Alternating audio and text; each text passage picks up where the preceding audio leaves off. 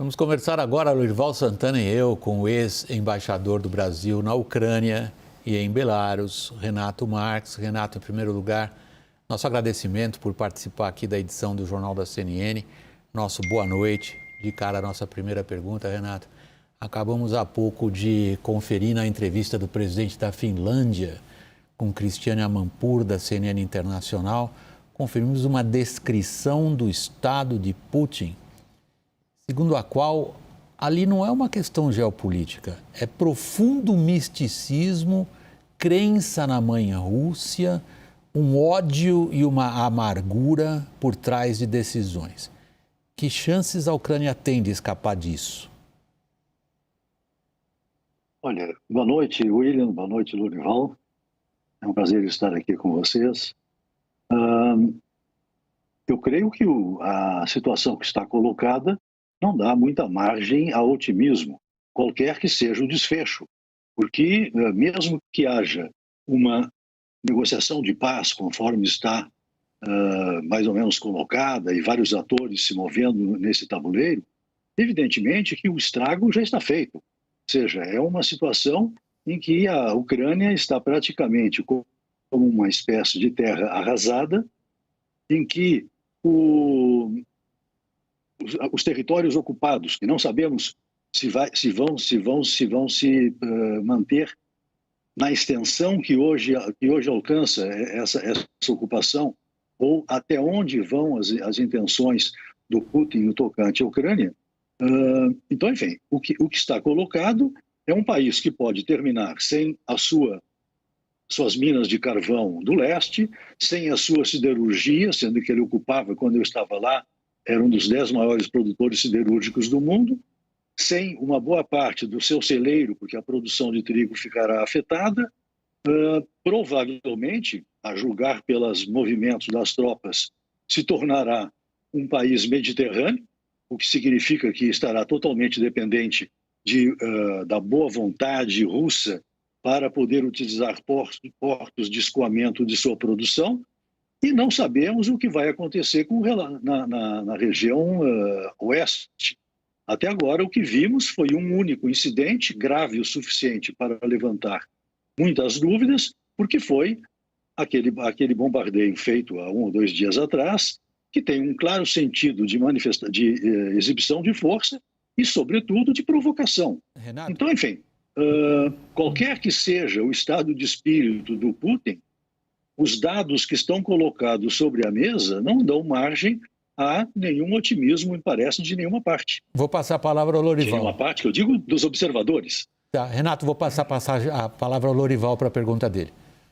Renato, e hoje o Zelensky disse, com todas as letras, que tudo bem a Ucrânia não entrar na OTAN, mas uma outra condição que o Putin colocou era que a OTAN também voltasse à condição anterior a 1997, quando foi permitida a entrada dos países do leste europeu na OTAN. Você acha que o Putin tem condições também de impor essa condição? Bom,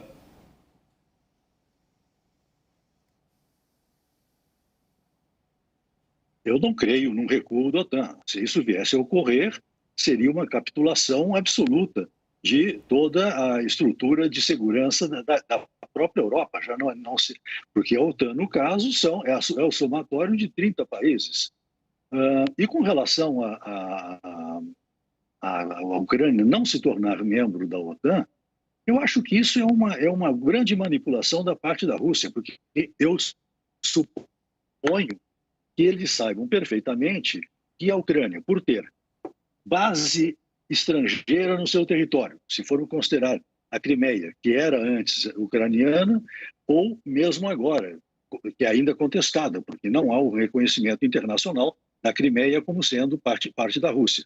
E tendo no seu território, como tinha até há pouco tempo atrás, e agora está em expansão, duas repúblicas independentes secessionistas, é óbvio que a OTAN em nenhum momento lhe daria, porque qualquer um dos 30 membros da OTAN poderia usar o seu direito de veto, e isso jamais ocorreria. Eu tenho a impressão de que essa oferta feita, creio que na Romênia, não me lembro se 2008, decorre de uma dessas euforias de encontros internacionais em que se propõem várias coisas que são inexequíveis, mas que são simpáticas à opinião pública e que dão uma dimensão histórica ao encontro.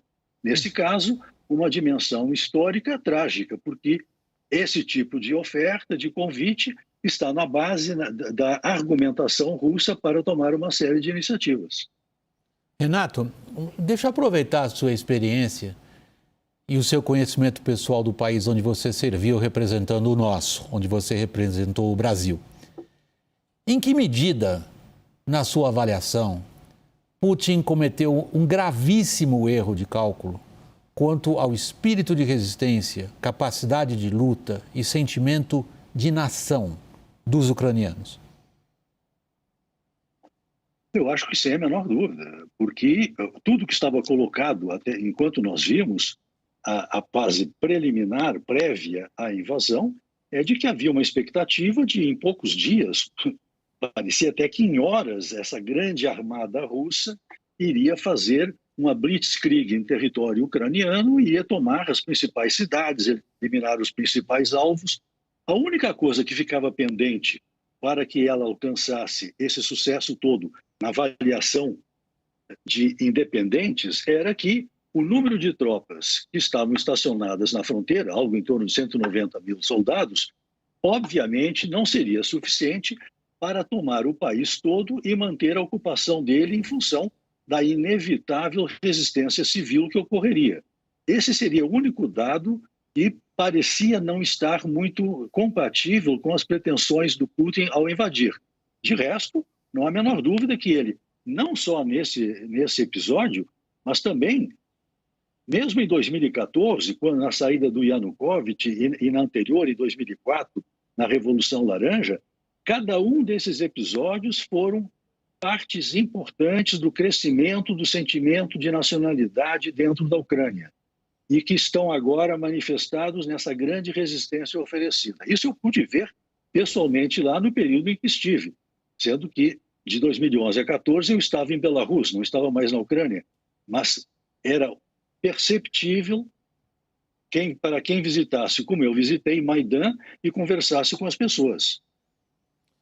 Renato Marques, nosso ex-embaixador em Kiev e em Minsk, em Belarus, obrigado aqui em nome do Lorival Santana e meu, pelo Jornal da CNN, pela sua participação. Boa noite, Renato.